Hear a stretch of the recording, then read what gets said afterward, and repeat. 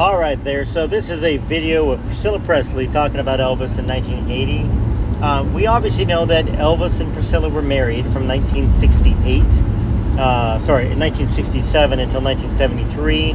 Their marriage really effectively ended in 68, like a year after the marriage, when Priscilla had an affair with the dance instructor.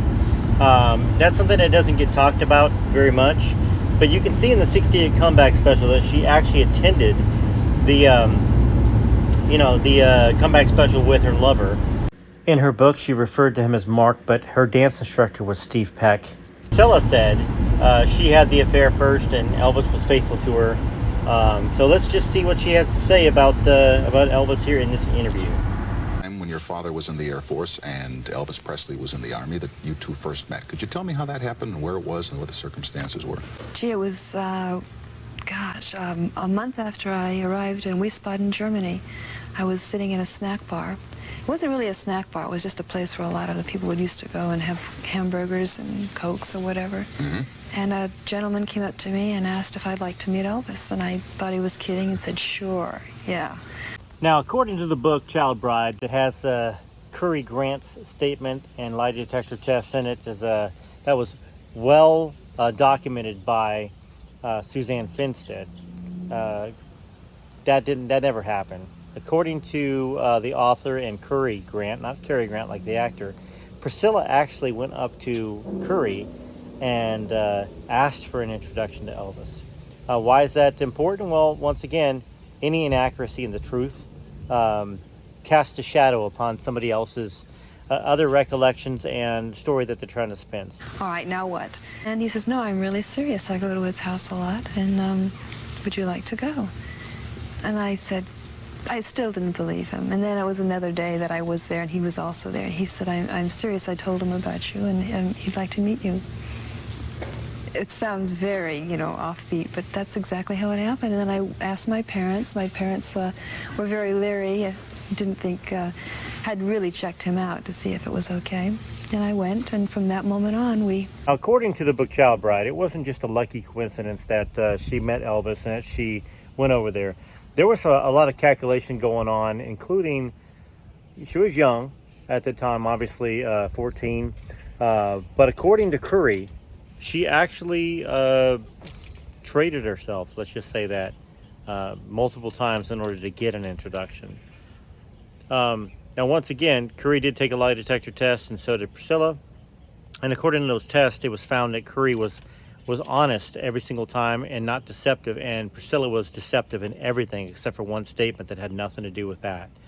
And of course, she did sue Curry Grant, but then she didn't make him pay, and then she ended up giving him some sort of a money settlement to not say that he was ever with her.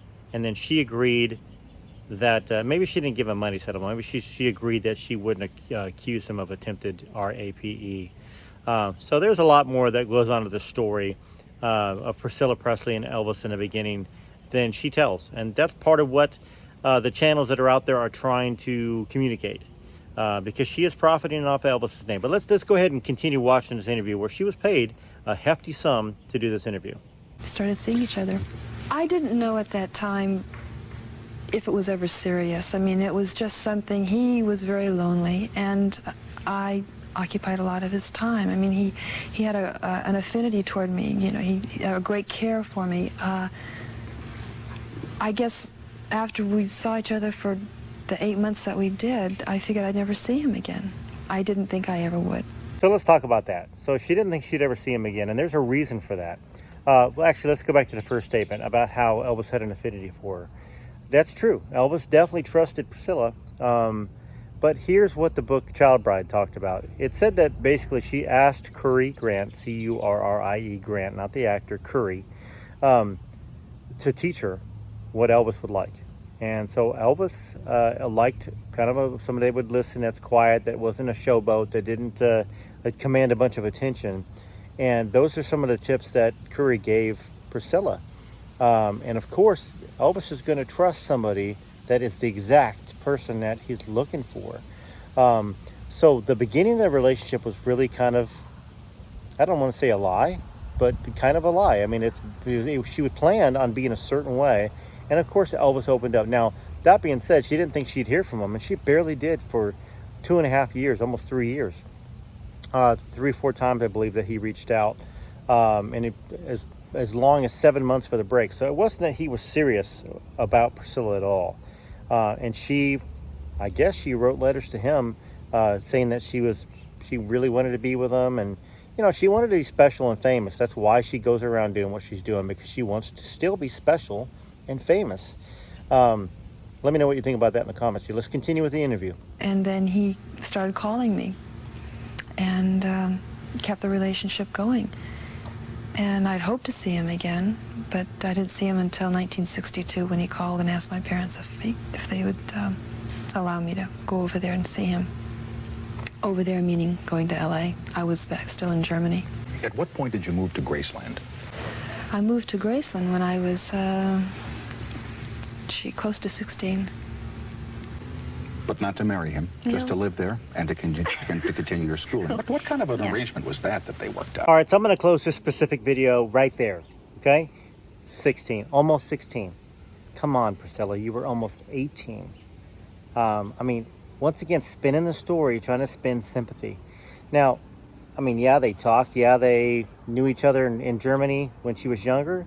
But literally, that's a big difference. That's a big difference. And if you can't be trusted with something that simple, how can we trust anything that she said, in all honesty? I mean, May of 63 is when she actually moved into Graceland. She came to Graceland in March of 63, born in 45, May of 45. That puts her 2 months shy of 18 years old. I mean, it's just sickening that it's never been corrected, and it still does not get corrected. I wouldn't be surprised if she said she moved in when she was 13 at this point to just join. Now, at the same time, I did see a nice defense of Elvis a couple of years ago with the Me Too movement. Well, maybe a defense of Elvis. I don't really know. She said that she thinks it's ridiculous and Elvis would be just furious about her, something like that. Maybe not. Maybe she was actually putting him in the crosshairs and still putting herself into victim mode. So let me know what you think of this video. Please share it. Share it 5 times a day, for the next 5 days. Share it on Elvis sites. Let's continue getting the truth out there, and let's get your opinions and everybody else's opinions so she doesn't continue to shape the image of Elvis as a broody, negative, abusive type of person like she did in the Sofia Coppola movie Priscilla, which she was the executive producer on. The executive producer.